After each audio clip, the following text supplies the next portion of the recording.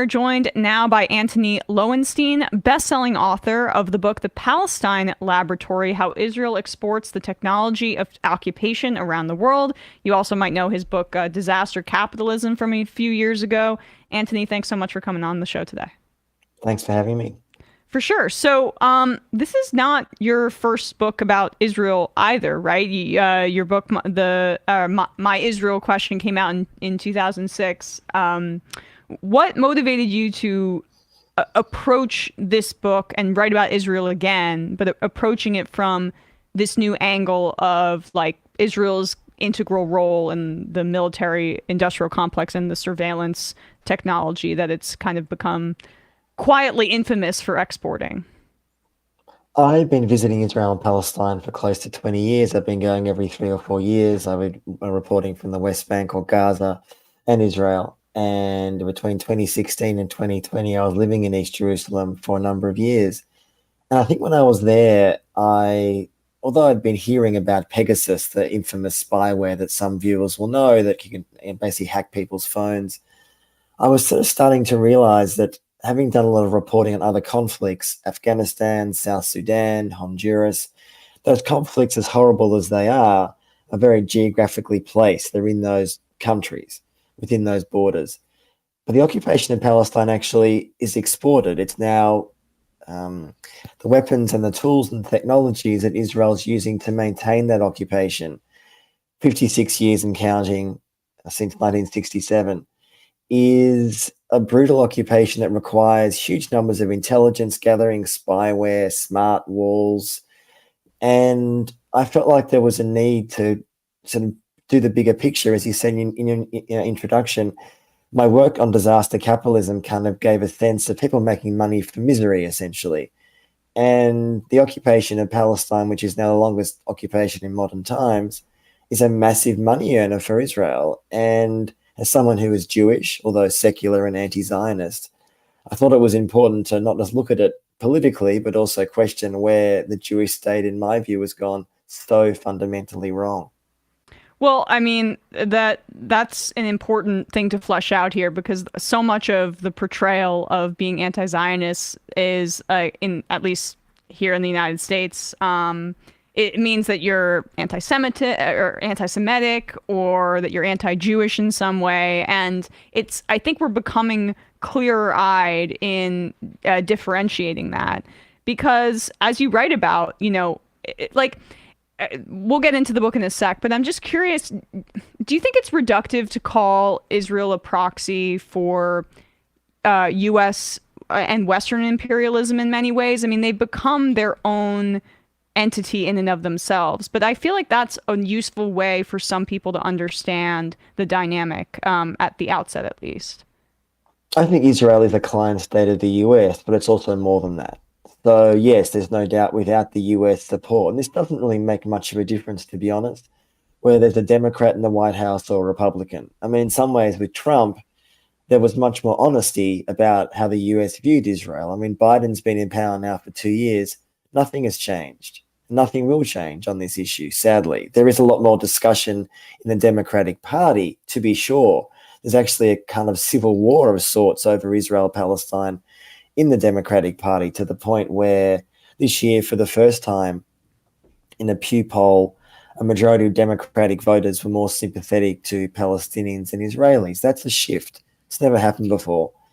So you don't see that represented by Kamala Harris or Joe Biden. They're very pro-Israel, whatever that means, which I would argue is actually anti-Israel because it's not being critical about what Israel is doing with the occupation. But Israel also has its own identity, has its own, obviously, mission. And what you find in the last decades, as I show in the book, is that many times Israel is selling weapons and training and technology, even to countries that the US won't sell to. I mean, the US sells weapons to anyone. I mean, they are the world's biggest arms dealer by far. But Israel will basically, I think, take that to the next level. And while still claiming to be, a moral army, a moral country, a light unto the nations, an inspiration for not just Jews, but people around the world. And I think their actions, as I expose in the book, really make a mockery of that, frankly. I mean, Israel, I didn't even realize at this point, 10th biggest arms dealer in the world, despite its really like relatively small population. So I mean, I think that would come as a surprise for some people, but uh, and also given the fact that Israel insists that U.S. aid for its militarism is essential to maintaining the country's existence. But how did we get to this point where Israel has become such a dominant actor on the global stage in terms of arms sales and also surveillance technology? I mean, the short answer is them with the occupation, the occupation, the occupation. Just like the US was testing weapons in Iraq and Afghanistan since 9/11, such as the West is now testing weapons in Ukraine with the Russian invasion of their country. So, on one level, it's not hugely unusual for war zones to be testing zones for new sophisticated technology and spyware and surveillance tech. But the difference with Palestine is that Israel has in its backyard, essentially for half a century, an occupied population. So, to control that population, to manage them, to dominate them, you have to develop huge numbers of so-called counterinsurgency techniques, both human intelligence and obviously in the modern age, digital intelligence. And what I show in the book is that so many countries in the last 50 years, although it's accelerated since 9/11, have gone to Israel because they want those tools and technologies, but also those so-called tools of counterinsurgency. So we look at the dirty wars in Latin and South America in the 70s and 80s, where some regimes like Guatemala are committing actual genocide against their indigenous population. Israel's assisting, training, arming, helping out. Why? Because the Guatemalans at the time wanted those experiences. They saw what Israel was doing in Palestine, and they wanted to do the same thing in their own country. That's one example amongst so many. So what I guess has happened here over decades is that what Israel has done, it's testing huge number of weapons in Palestine itself. What I mean by that is drones, surveillance, in the modern age, facial recognition, biometric tools, all these sophisticated tools and technologies to control Palestinians. And then they sell them as battle tested. They actually say that, both as a government and Israeli companies, to huge numbers of countries around the world. And as I show in the book, we know of at least 130 countries, so the majority of nations in the world, in the last half century that have bought some form of Israeli surveillance. That's democracies and dictatorships. And often those nations, as an example, Saudi Arabia, a close Israeli ally, not an official friend, but certainly a close ally now, is desperate for Israeli spyware and defense tech. UAE, Bangladesh, I mean, literally you can list pretty much every repressive regime in the world. And of course, those countries use other countries' defense technology as well. It's not solely Israeli often. But what Israel has is, as I said, when you have an occupation and a occupied people in your backyard, you have an endless supply, an opportunity to test weapons and test tools. And post 9/11, that was on crack, because when the US launched its own war on terror after 9/11, it was basically the Israeli playbook, not just the actions, but the rhetoric. And I explain that a lot in the book. What I mean by that is that when America was claiming to fight terrorism and its collateral damage and all this language that's become so normal for us now in the West, Israel had been doing that for decades against Palestinians in Palestine or Palestinians in Lebanon when they were occupying from 1982. So in some ways, Israel wrote the playbook, and that playbook is very attractive to many, many nations that want to do something similar in their own backyard. Well, I mean, not to put it too cynically, but it's like Israeli militants is vertically integrated, or that their technology is, because they're able to test these things in real time, which is kind of Absolutely. as disturbing as it gets. You spoke about Guatemala there, but some of the other revelations in your book are really important to flesh out historically just how Israel was working with these dictatorships or with death squads in Latin America in the 70s, selling weapons to Pinochet in Chile, and others. Talk a bit about that history, and how, like that very much laid the groundwork to make Israel kind of the weapons and technology behemoth that it is today. Mm. I mean, there are so many examples, so let me give you a few. Rwanda, literally during the genocide in 1994, selling weapons to the Rwandan regime.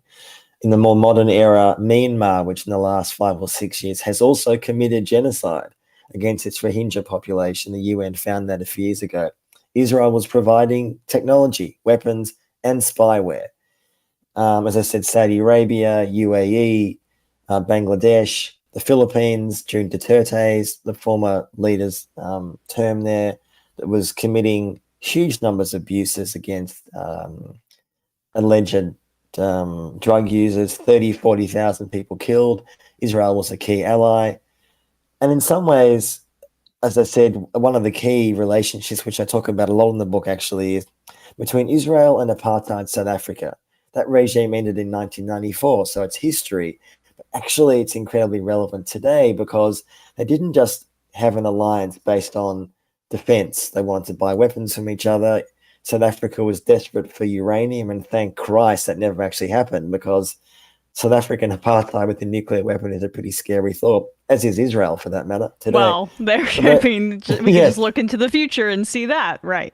exactly. And of course, Israel has 200 nuclear weapons as we speak, if not more. Yeah. But there was also an ideological alignment there. They both saw themselves on the front lines against barbarism. So obviously in Israel, it was against Palestinians. South Africa, it was against blacks. And you had Israeli leaders, including Ariel Sharon, a former Israeli prime minister, now dead, who went to South Africa back in the day during apartheid and deeply admired their so-called Bantustans, this idea of quasi self-ruling black townships, which essentially is exactly what Israel is now doing in the West Bank. South African apartheid was a key model for Israel, and Ariel Sharon himself acknowledged that. He admitted that. His aides have acknowledged that.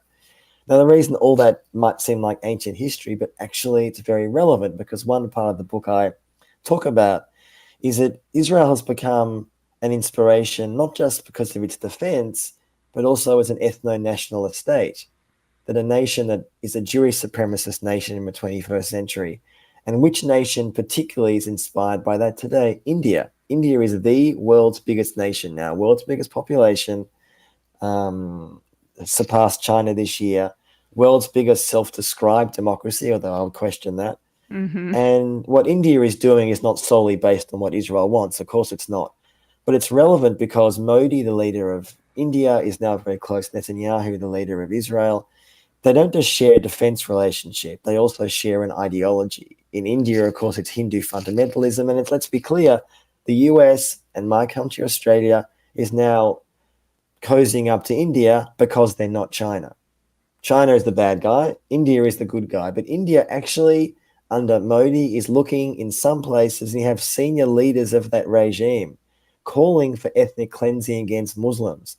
Indian officials openly, I talk about this in the book, openly admiring what Israel's doing in the West Bank and wanting to do similar things in Muslim areas of Kashmir. In other words, Israel is a model. Israel is becoming a model. And India, as I said, as the world's biggest democracy, if they see Israel as a model, we should be a little bit worried. Certainly. I mean, and this is a deep ideology for Narendra Modi. He rose to power as a Hindu nationalist and in opposition to the Muslim minority. There's an ideological parallel with Israel, which is deeply troubling, and obviously I feel like those parallels are even starker too when you bring them domestically to the United States. I mean, you quote in your book Richard Spencer, the infamous white supremacist in the United States, basically praising Israel as a European settler colonial state. And the through line that I've got to say is just this deep hatred and fear of brown people and Muslims more broadly. Absolutely. And I wanted to mention about the far right because for many viewers, they might think, why would you have a far right person who traditionally doesn't like Jews, could be a neo-Nazi? And when you go to these far right rallies, and I've been there for work purposes, that's the only reason I would go, they often wave the Israeli flag. People might think, sorry, what waving the Israeli flag? They don't like Jews. The issue is not Jews. They don't like Jews. What they do like is the concept of a, as you said, a European-style settler colonial state that proudly prioritizes Jews. Now, they, of course, want to create a Christian ethno-state in the US or parts of Europe or wherever it may be. So Richard Spencer, as you quote there, also called himself a white Zionist. And that really sums it up. Doesn't like Jews, doesn't want to be like Israel, but admires what Israel has done for Jews, what he wants to do, and many, many others for Christians in the US, as I said, or elsewhere. And what's so disturbing, and I say this as a human, but also as a Jew, is that Israel is developing relationships with the far right, not distancing themselves. I'm not talking about particularly Richard Spencer, but the idea of far-right regimes or parties around the world, in Europe and elsewhere, that Israel is developing relationships, wants to have those relationships, parties or groups that don't traditionally like Jews. And that endangers all of us, obviously non-Jews, but definitely Jews. And it's remarkable to me that, 75 years, a bit more than that now, after the end of Second World War and the Holocaust, and many Jews, including me, had many of our family members killed by the Nazis. Like, this is our legacy, our being Jew. Like this, I mean, I'm a non-religious Jew, but this is the legacy of the Jewish people, to have an Israel that proudly associates with anti-Semitic groups or regimes. That needs to be called out and challenged, because frankly, I know in the US particularly, there is still in some places an unease, right, about being too critical of Israel, even talking about Israel in a critical way, which is reflected, with some exceptions, in your Congress.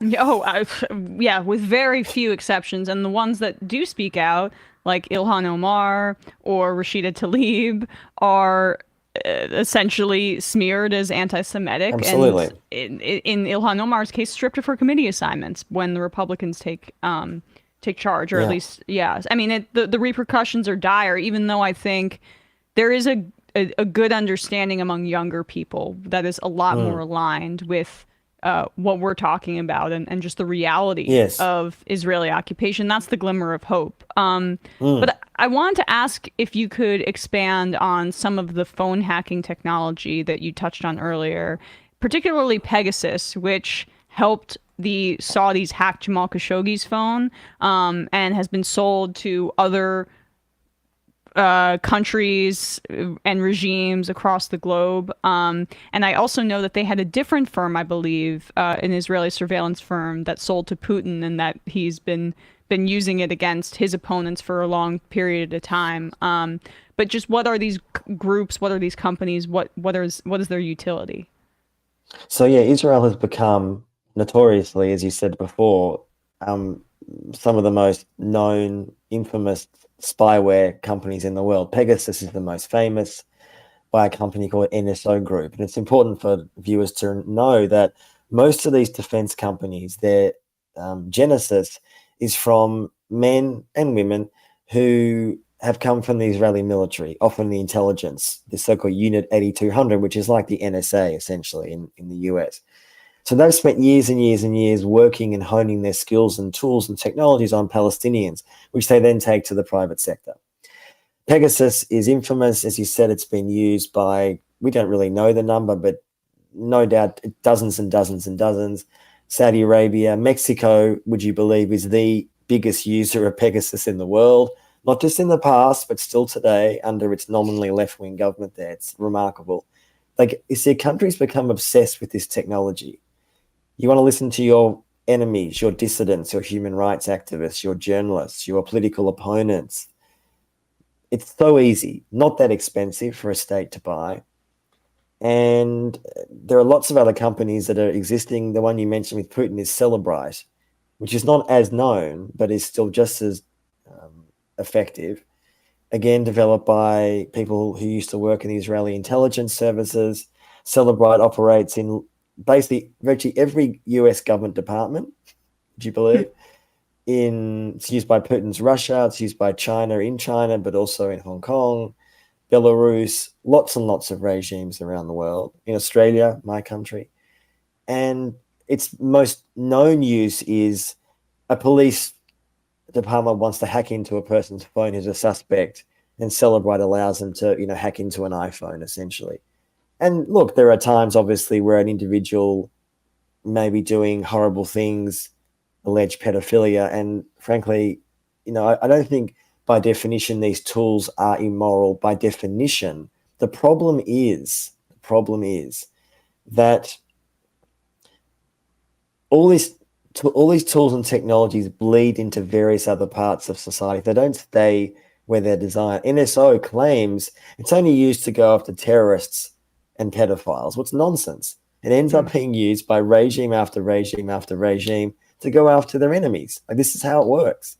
And at the moment, there's no real regulation in anywhere in the world because no country wants to regulate it, right? Because every country wants access to this technology, including the US.